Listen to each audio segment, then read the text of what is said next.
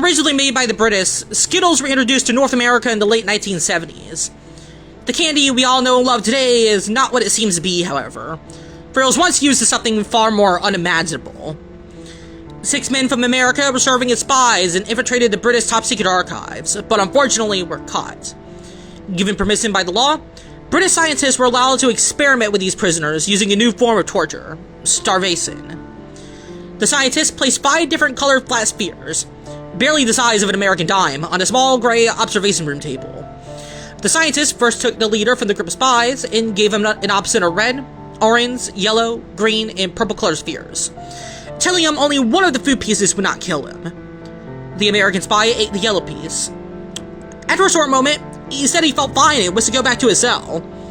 The scientists disagreed and told him to wait a little longer. With no choice, the spy remained there in the small gray room, doing what he was told to do. Soon, the spy told the scientist that he felt lightheaded, slightly dizzy and nauseous. The scientist gave a menacing grin and wrote down what he said. The spy, holding his head, trying to stand up, said, "I can't think well." The scientist's grin grew larger as he continued to jot down what he was seeing. Good. The spy fell to his knees and started to scream violently. "What did you do to me?" he pleaded. "It was wrong. Simple as that." The scientist closed his notebook and left the spy in the room. "Wait, where are you going?" the spy struggled to say as he held his head.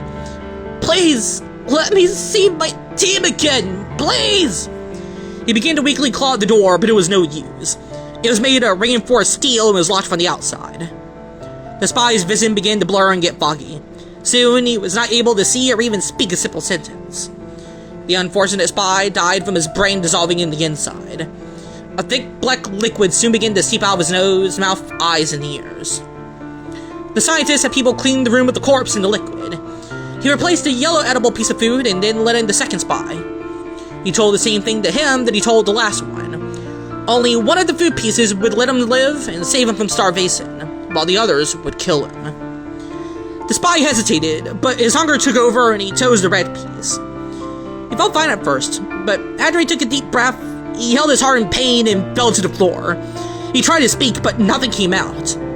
The scientist smiled with pleasure and jotted down what he observed of the spy. "Do you know what is happening?" The spy vigorously shook his head and tried getting up, failing as the pain became too great for his body to handle. The scientist laughed darkly and answered, "You're suffering from a heart attack. You chose wrong." He slammed his notebook aside and left the spy to suffer. After the scientist recorded his data, he got people to clean up the little mess the spy had made and sent in the third one. He informed him of the same situation. If he was to choose right, he would live and get a piece of food. If not, he would die. "Please, just let me go! I have a family!" the male spy pleaded. The scientist shook his head. "You are always the most difficult." He pressed a button to a remote and caused a collar around the spy's neck to sock him. "Now, eat." The spy licked his dry lips and ate the green piece. After a few seconds of letting the food piece digest, he began to gag and seal his mouth shut. He struggled to stand up, but got onto his knees and let the burning liquid rocket out of his system. Vomit soon pulled around him as the thick liquid continually exited his system. The scientist chuckled and jotted down more notes in his notebook. "Sadly, you chose wrong as well." He stared down at the poor spy, still trying to hold back the repeating vomit. "Soon, the acid will melt through your esophagus and in your skin, making it near impossible for you to gain a single breath." He closed his notebook and sat there, watching the poor spy suffer.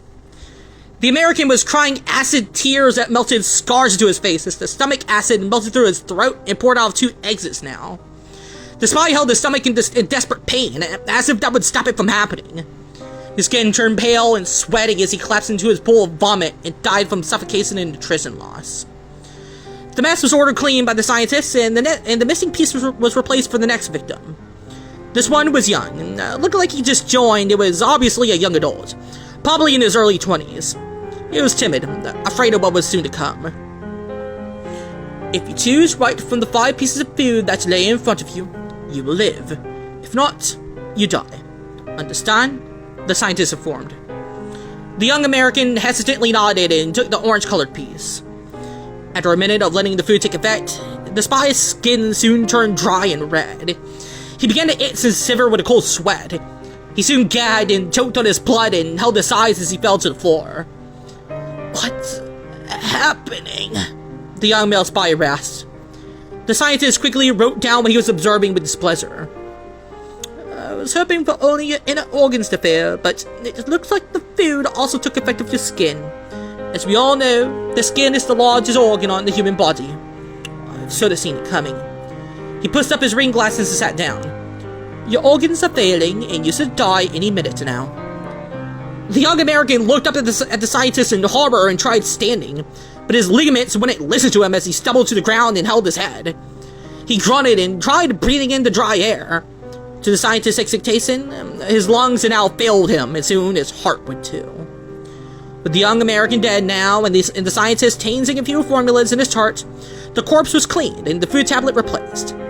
The fifth spy was brought in. He was a husky spy, probably built more for combat than just spying.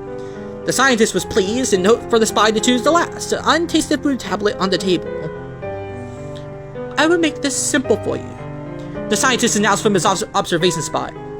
"All of your friends chose the wrong food tablet placed in front of you. They have chosen red, orange, yellow, and green. All of them have died a terrible death. But if you choose correctly, you will live." "For a scientist, you sir an idiot," the spy informed him. "The only other one that you didn't call out was the purple one, so I'll eat that one." The scientist clicked his pen and waited for the spy to eat, highly interested in what would happen with the husky spy. The spy ate the purple food tablet with pride, happy to be picked near last. But he soon regretted it. He spit onto the floor to see that his saliva was dark red, and his lower stomach felt like it was on fire as he propped himself up against the wall. He soon got blood all around him and onto the wall. The scientist smiled with glee and jotted down the effects. "This would be highly useful for hospital deaths in your country. You chose wrong." He left the spy to suffer and concluded how to counteract the food tablet's effects. The mess was cleaned and the last spy was sent in. There was a giant scar on his neck, making it seem like he couldn't talk, having his larynx taken out for medical reasons, he assumed. The spy was unhappy. He liked hearing his victim suffer, but I guess watching someone mute die and struggle to say something can be just as amusing. "Your friends," the scientist told him, "have all chosen wrong. If you eat any of the food tablets, you will die. But if you figure out how to counteract the food tablets, you will live and not die from starvation. Understood?" The scientist pointed to the mute spy with his pen. He merely nodded and observed the 5 food tablets set in front of him. Within an instant, he ate all the food tablets at once and waited for the scientist to speak once more. The scientist was baffled at first and closed his notebook without writing down anything. "You chose right. You may go back to your cell." The reinforced steel door opened and it waited for the spy to leave, but the spy shook his head and stood up. The scientist arched an eyebrow and observed closely, with his notebook open and pen ready. The spy looked up at the observing scientist and spoke in a gruff tone.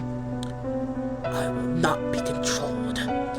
With that, he hastily went to the closest wall and rammed his head as hard as he could into the concrete wall, smashing his head into it and leaving a giant concave area in his brain and skull.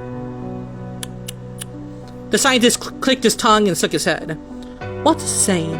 Here I thought you couldn't speak. I had other things to experiment on you." He left the observation room and went back to his studies. Years later, the British decided to let this new form of torture poison America. But you know what? Skittles today was used as a form of starvation torture back in the 1970s. So think about that next time you eat a normal bag of Skittles and make sure to eat the whole bag. Have a nice day.